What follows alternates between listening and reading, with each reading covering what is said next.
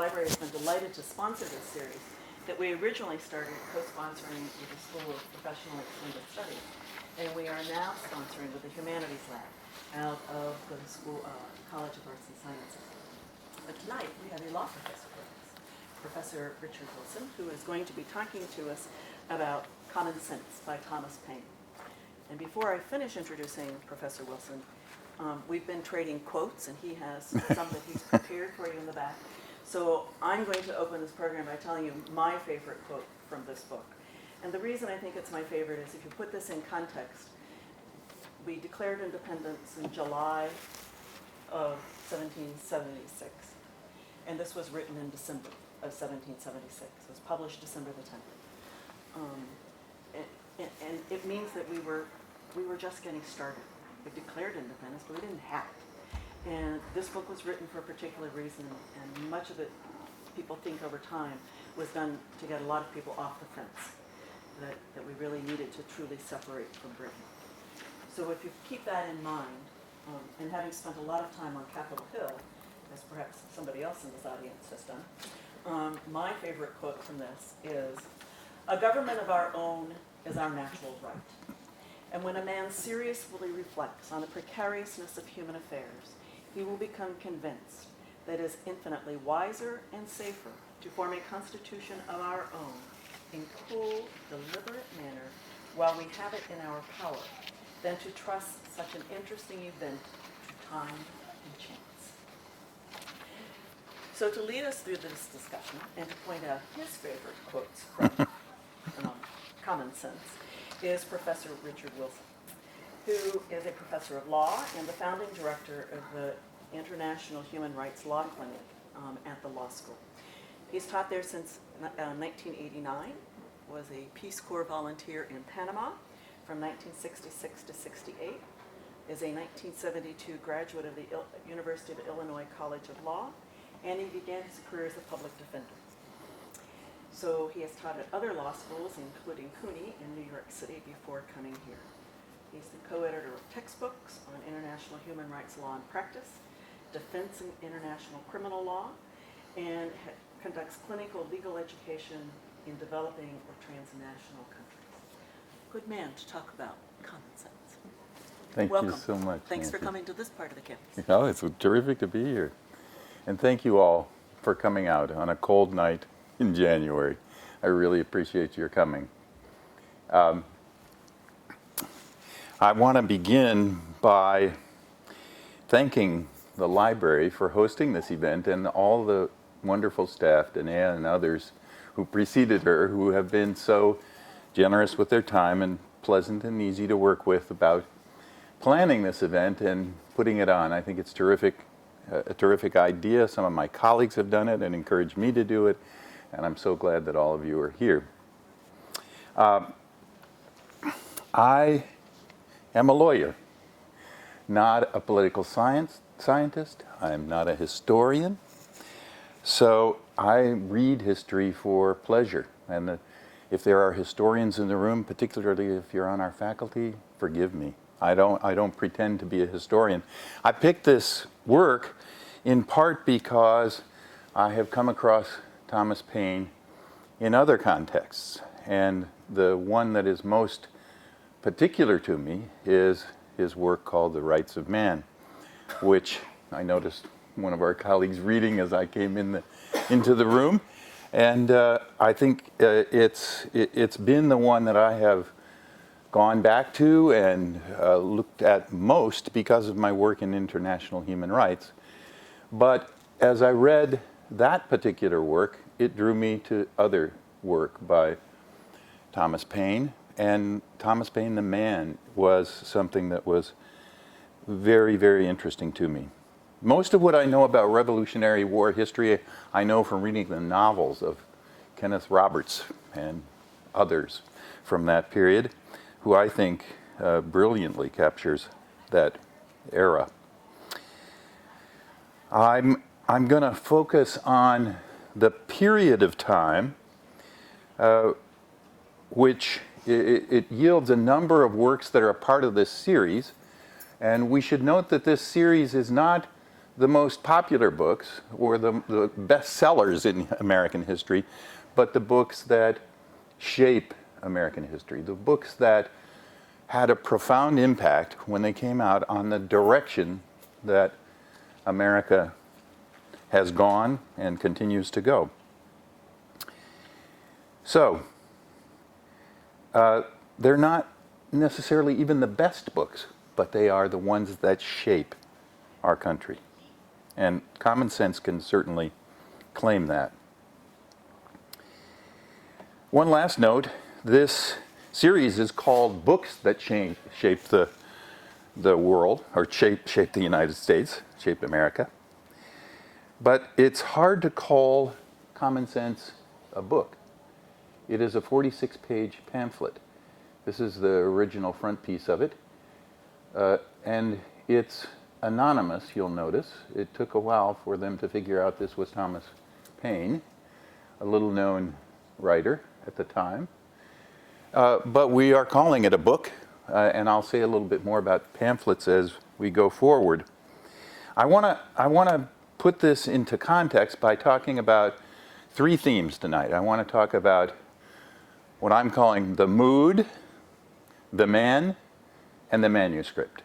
So I want to focus on what was going on during that period of time.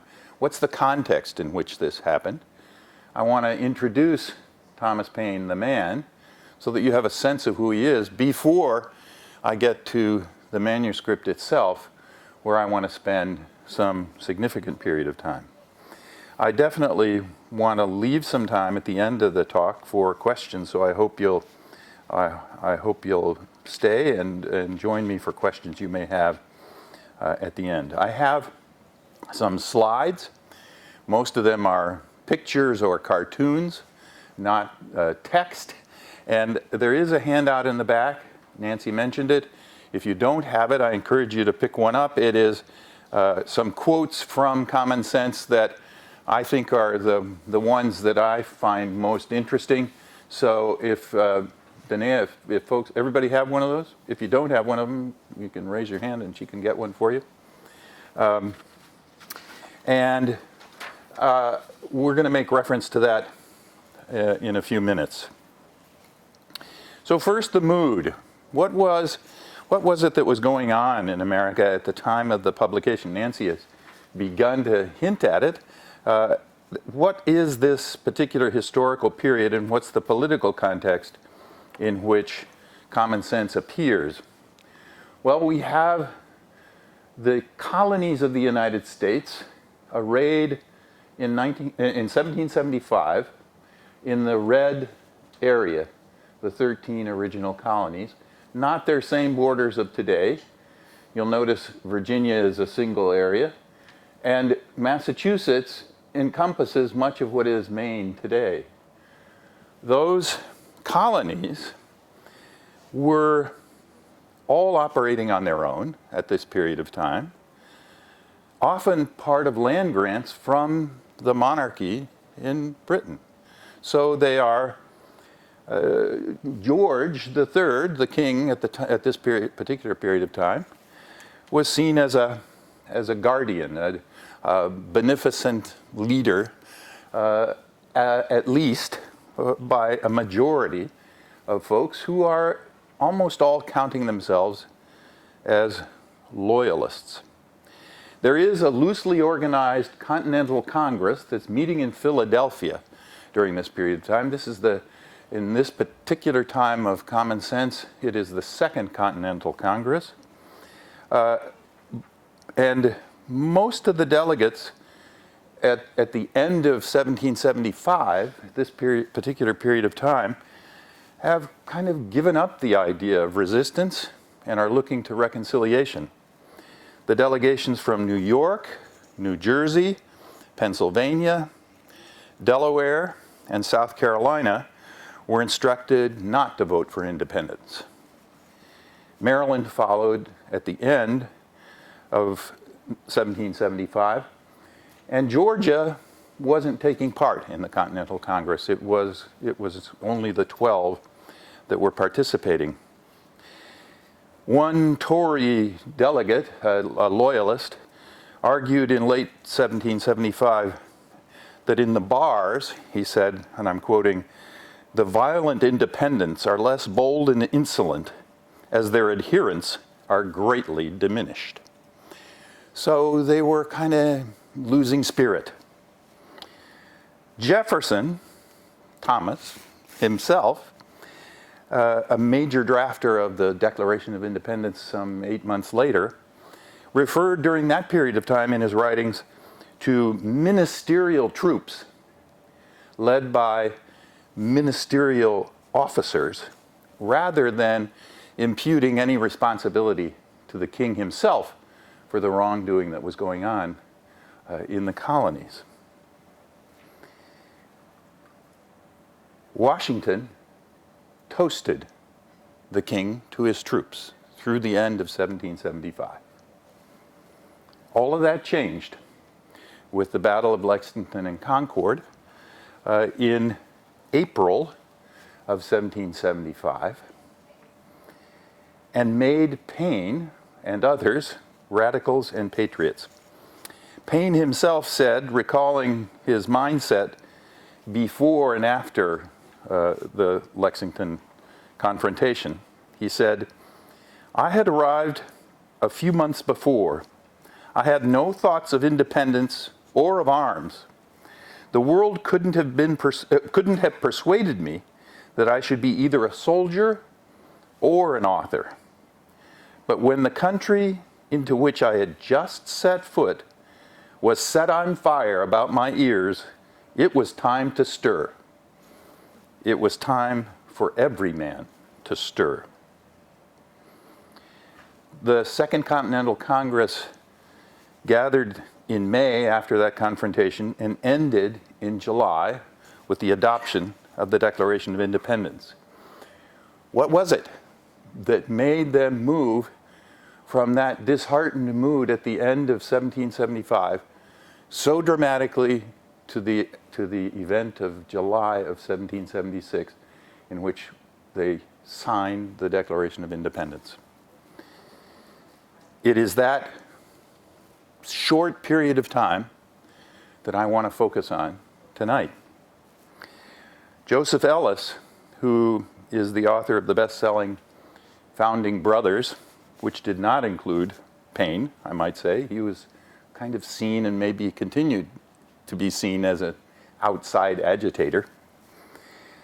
He says in another book about that era called American Creation, he says the following about that particular historical moment. "It is no exaggeration to observe that between the summer of 1775 and the spring of 1776, the entire liberal agenda for the next century of American history made its appearance for the first time. Indeed, if one wished to push the evidence a bit, to include the civil rights and feminist movements, the next 2 centuries of political reform were previewed.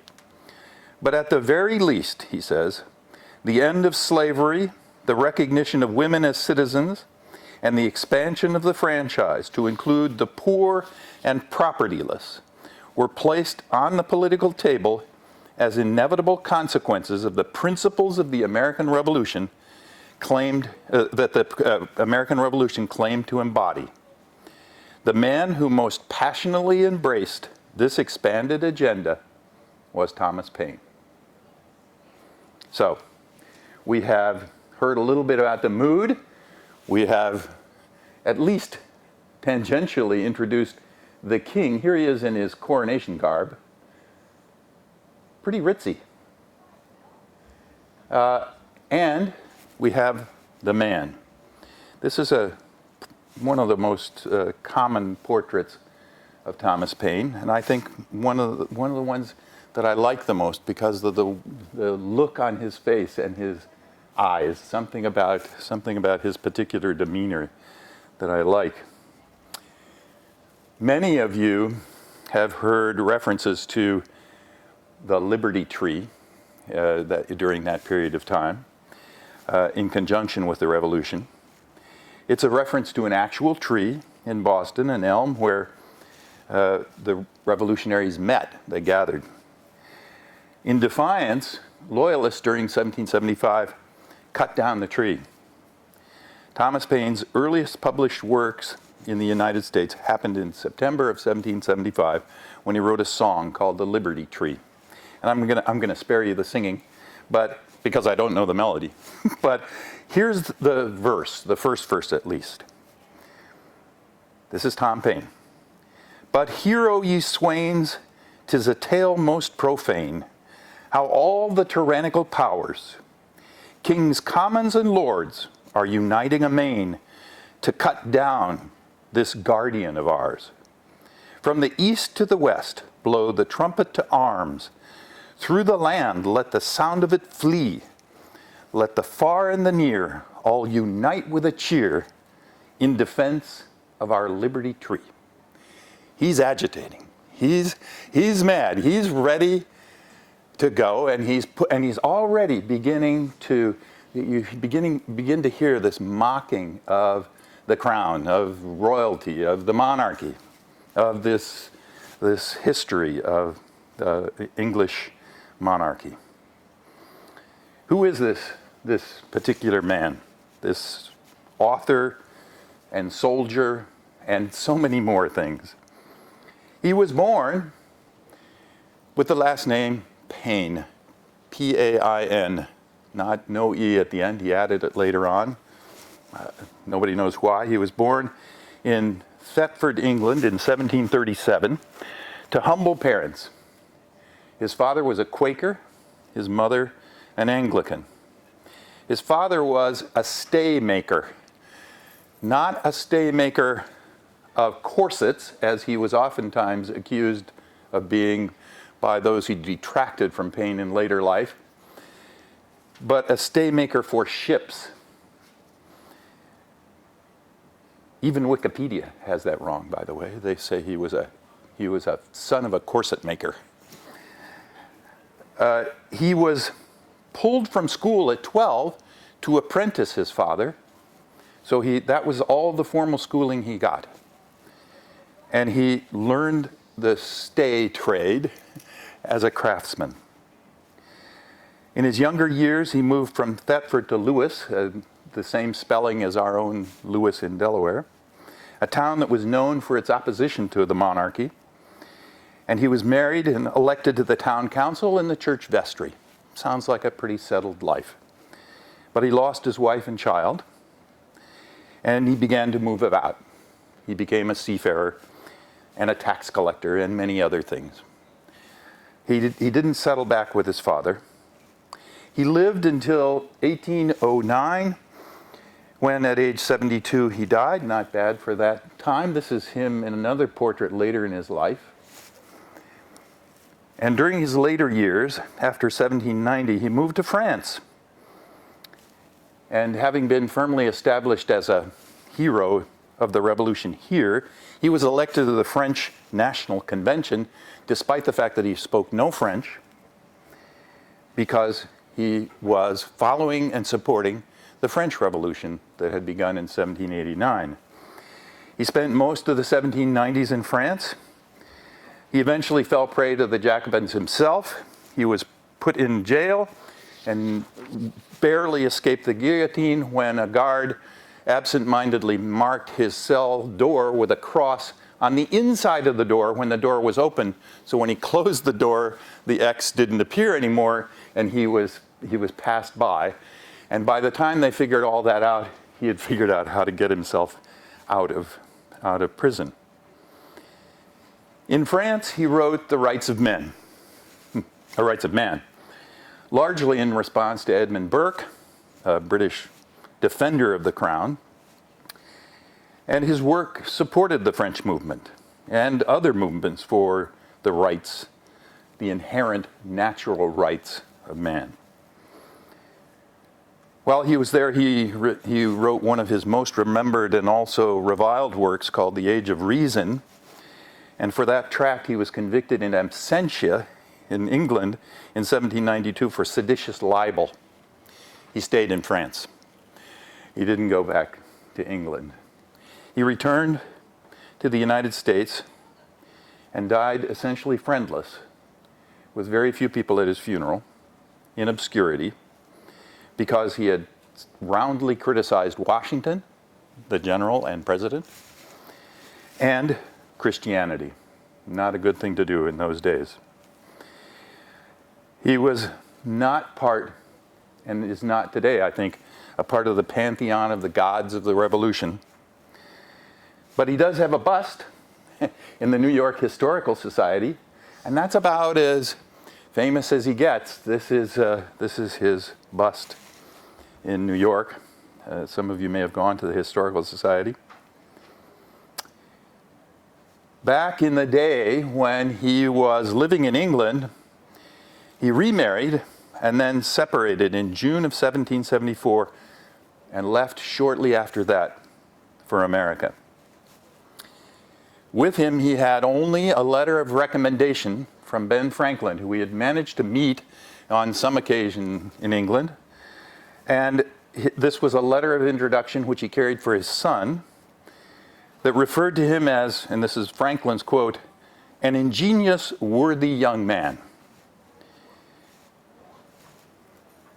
He was referred by Franklin as possibly a tutor or a clerk. No expectation that he would be one of the great revolutionary writers. He did prove to be ingenious.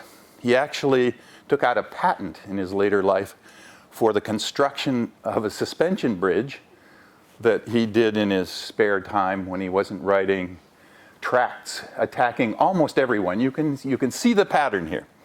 He seemed to be a contrarian throughout his life. He was always writing against the grain, writing against the flow, and seemed to take great glee in it. He loved Philadelphia. He loved its atmosphere, its bars, its bookstores, and its book publishers. He was drawn to them all. So, let's look at the manuscript now. We've looked at the mood, the man, this manuscript. And I would maybe refer to the context of Philadelphia as, call it the Philly factor.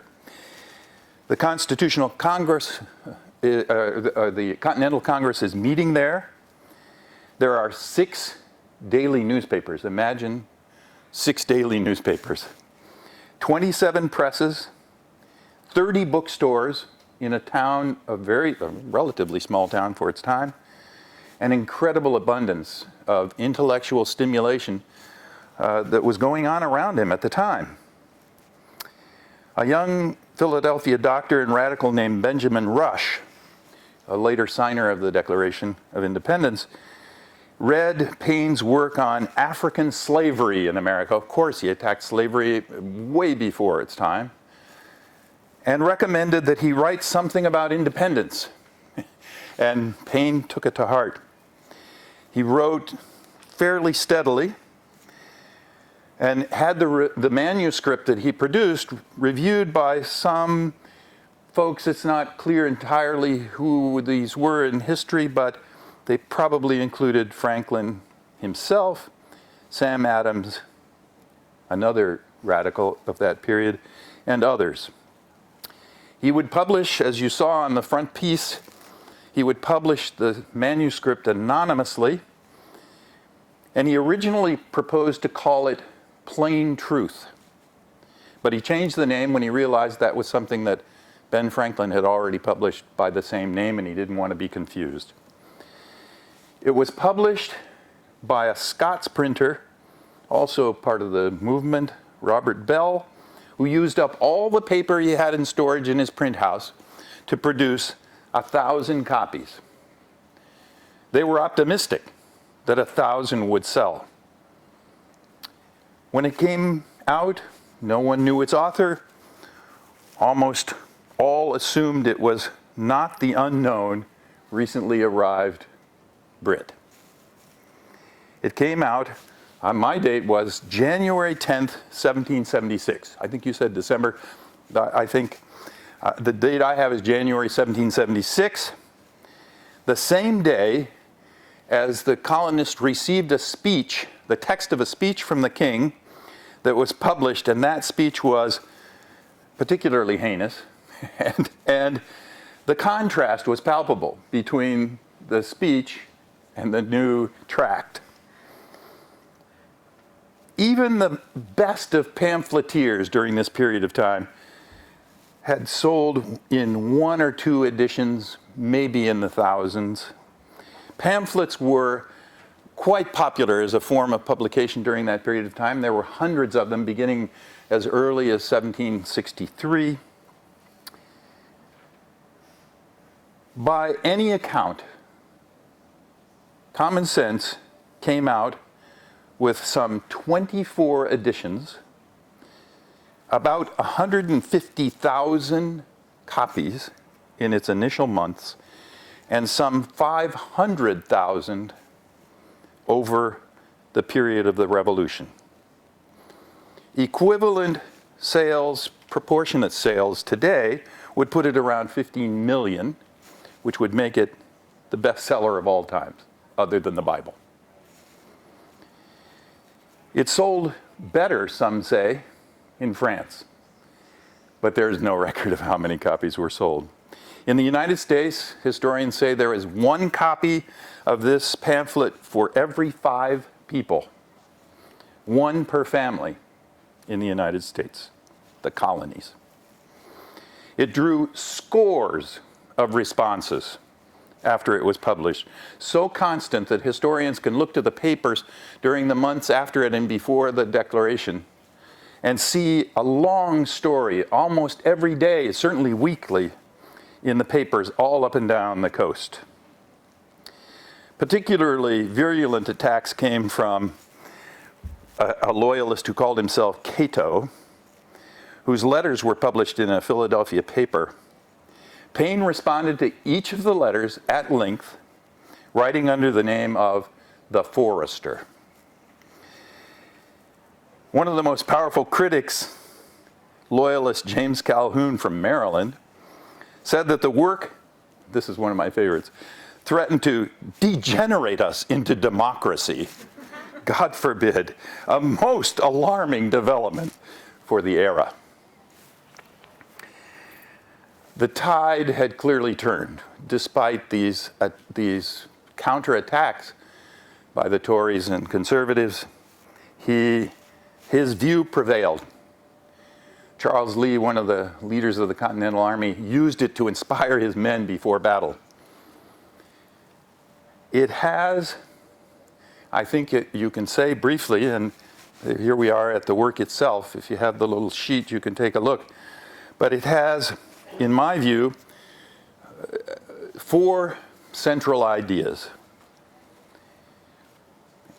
And you can, if you have the sheet, I think the first is that the people, not kings, are the natural source of government. The natural source, meaning always been there, always been true, part of natural law. Second, kings are not the people. Far from them. Arrogant, tyrannical, pampered fools. Maybe not his words, but he used words that we'll look at a little later that were similar, if not worse at the time.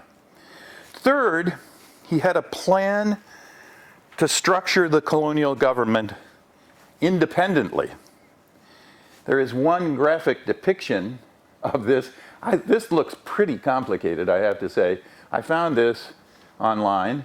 It says source Common Sense. It looks pretty complicated. Actually, if you look at it more closely, it basically is a selection of delegates to an assembly that would write a constitution and then continue to serve.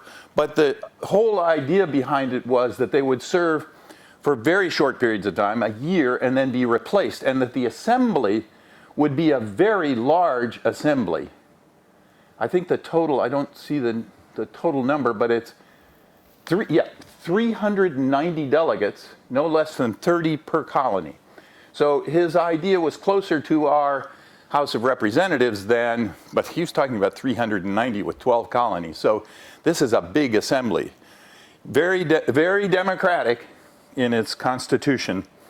And some of the detail in the work is focused on that structure. And fourth, and finally, he called for action now. Action now. So let's take a look. If you have the sheet, I think, with all due respect to Nancy, you picked out a favorite. When I look at, yeah, there are more. These are some I pulled from the work itself, some that others have thought were particularly influential. When you look at the front page of this front and back page handout, the one on government's role, the natural order of things, government's role, one of the ones that most impressed me is that last one that says that some writers have so confounded society with government as to leave little or no distinction between them, whereas they're not only different, but they have different origins. Society is produced by our wants, and government by wickedness. The former promotes our happiness positively by uniting our affections, the latter negatively by restraining our vices. I think a lot of people on my law faculty would agree with that. The one encourages intercourse, the other creates distinctions. The first is a patron, the last a punisher.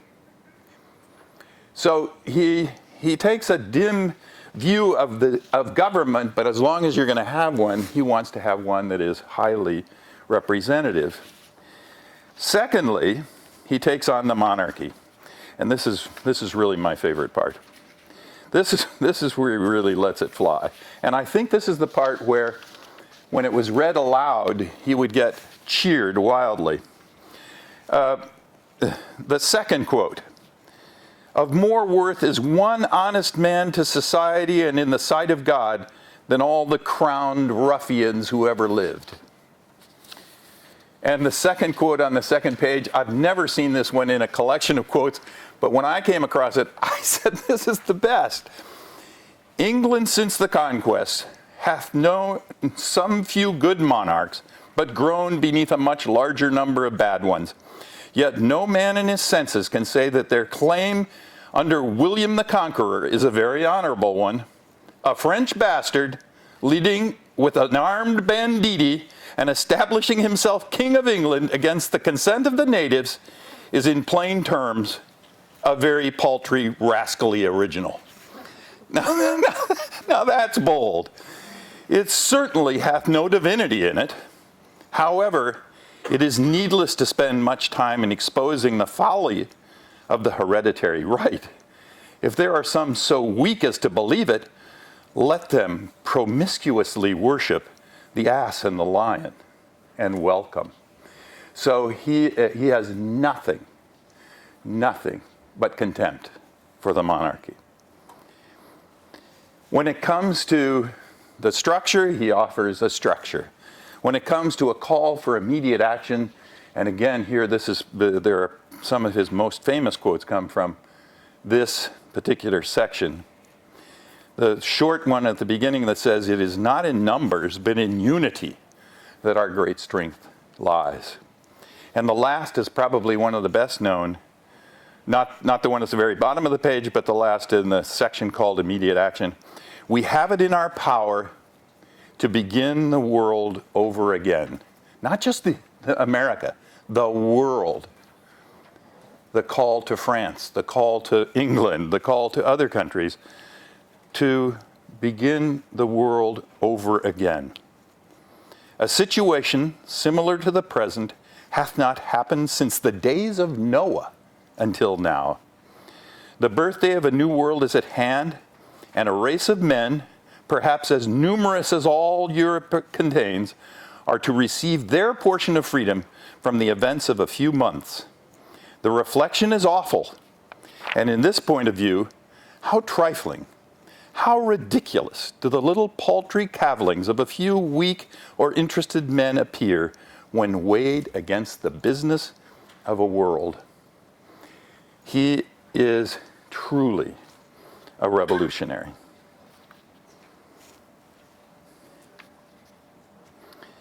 After its publication, and after he lived his long life, certainly not everyone loved him. Many despised him. John Adams is one of the most famous. He admired his ability to write, revered the work, but loathed the man. He called him a crapulous mass. That's a bad name. Closer to the event of his publication, his detractors called him a crack-brained zealot. The names never fazed him. In fact, I think the more names he was called, the more gleeful he became. In history, his works have been cited by liberals and by conservatives. I'm not sure these represent absolute views of either of those groups, but they'll stand for them in this particular instance. One of the greatest honors in history is to be depicted in political cartoons, and he was. The next 4 slides capture that. This is one from 1792, so he's now over in France. Who wants me? The roll says at the far side of the scroll. It also says rights of man, common nonsense, rights of property, and the rays sticking out of his head say things like anarchy, murder, treason, rebellion. There's a small note next to the arsenal on his back that says leveling instruments. Leveling instruments. And the scrolls that are trampled under his feet say religion, morality, obedience to the law, etc. So this is the Tory take. This one is the same cartoon replicated in a positive light. Here, the crown surrounding him is the titles of his many works. The quote on the scroll is one of tolerance of all faiths, and underfoot is the serpent of the divided colonies that he is stamping on. So, same picture, different take. Here's one that came out at the time that he published The Rights of Man, referring to him as Tommy Paine, the little American tailor, taking the measure of the crown for a new pair of revolutionary breeches. And above it says, humbly dedicated to the Jacobin clubs of France and England, in common sense. And finally, this is when he was convicted.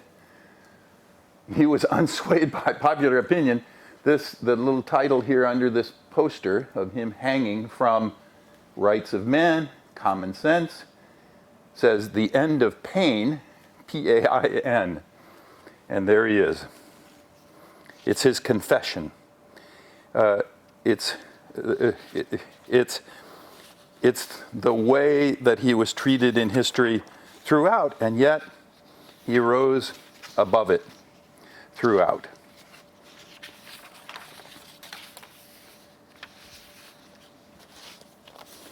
I want to end with a quote from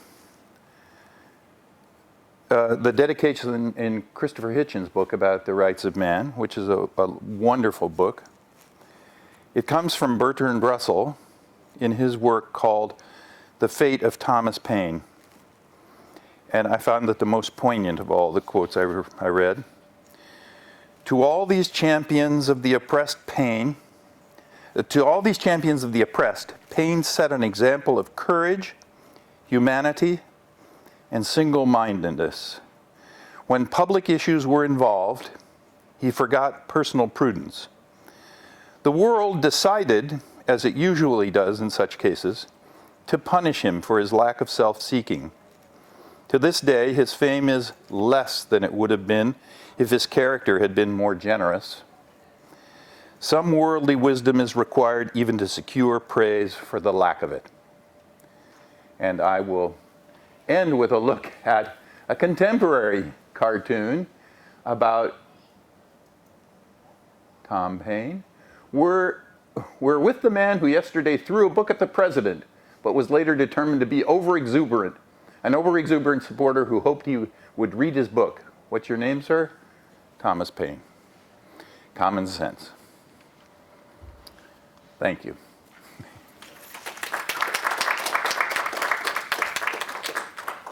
Well, I might mention, I noticed there was a list, and I hadn't seen it before I came in.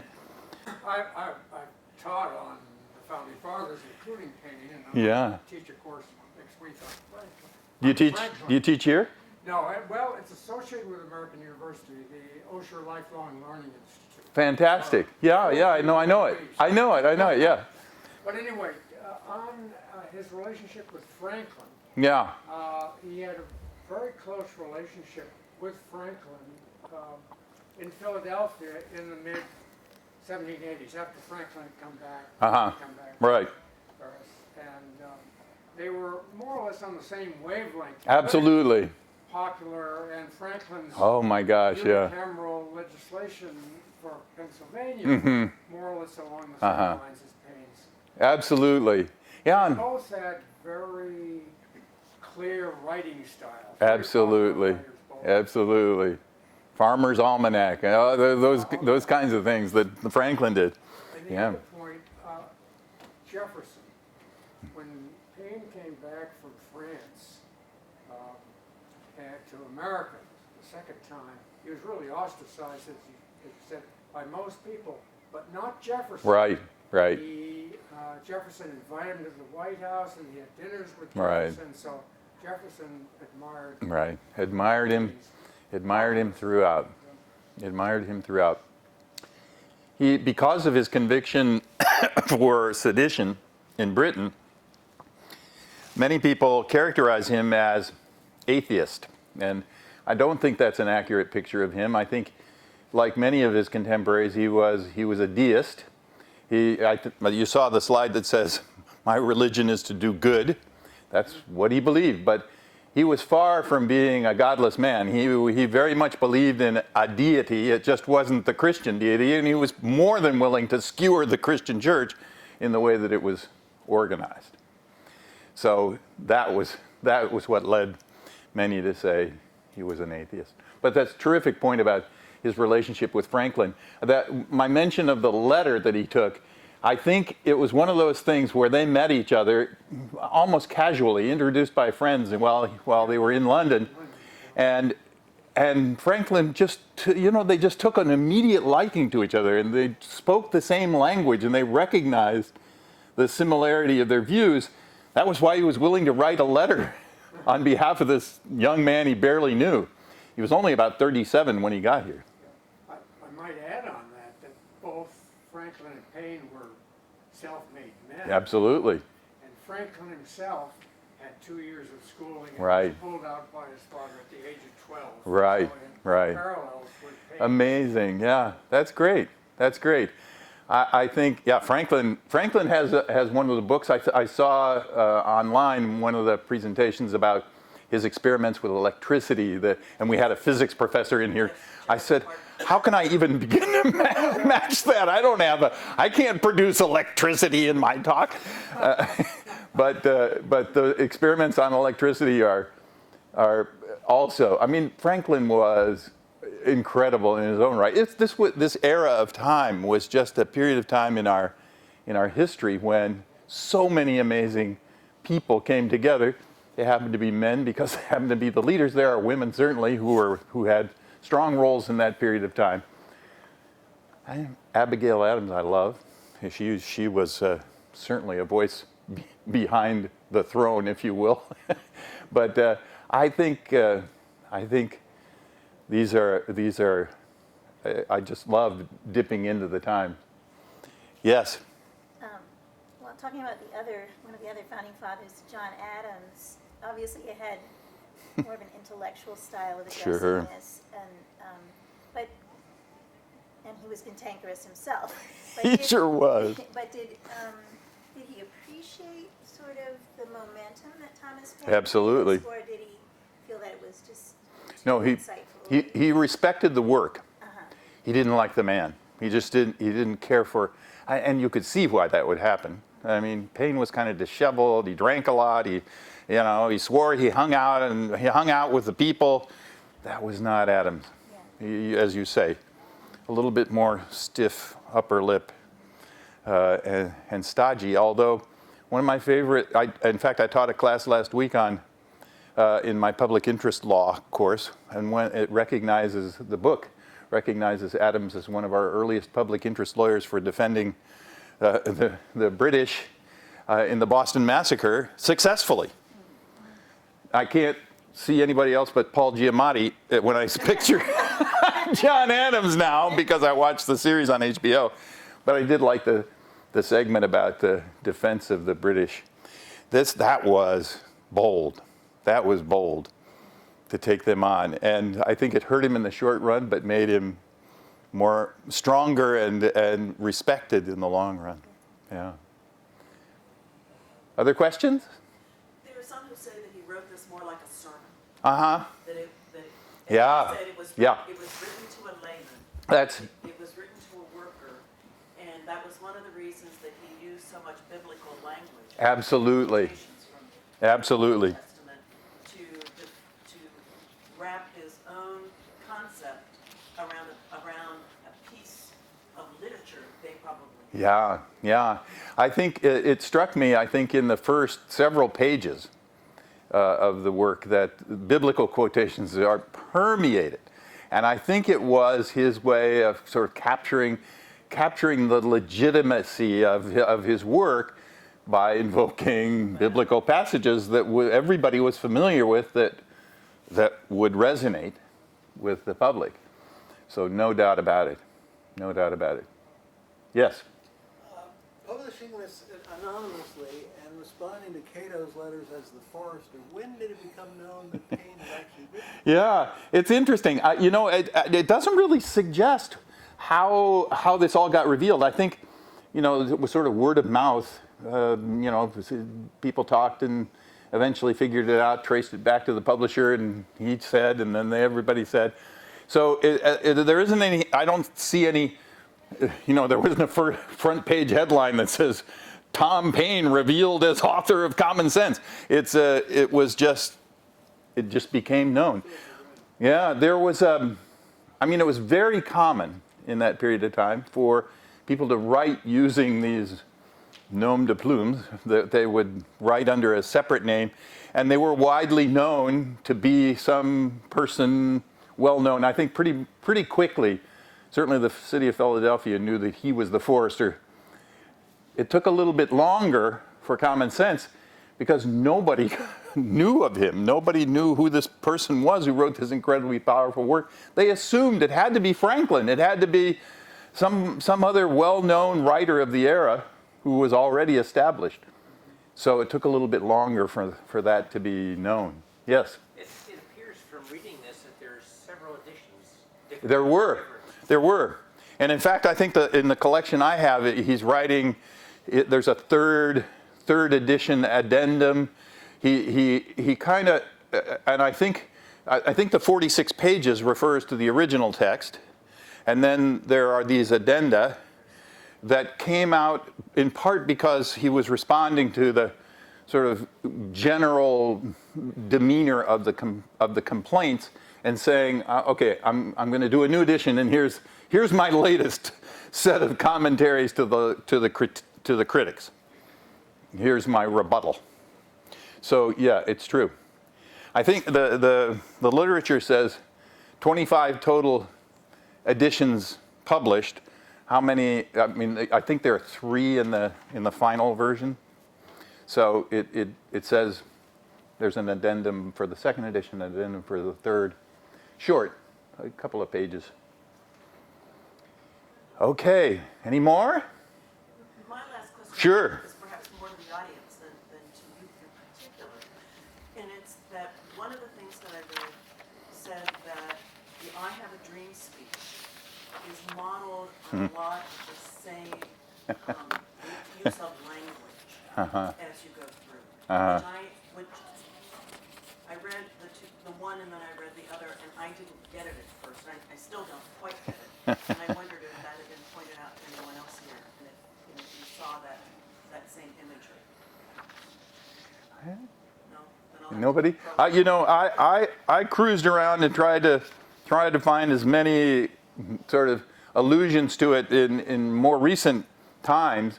Most of those refer to how politicians have appropriated his work.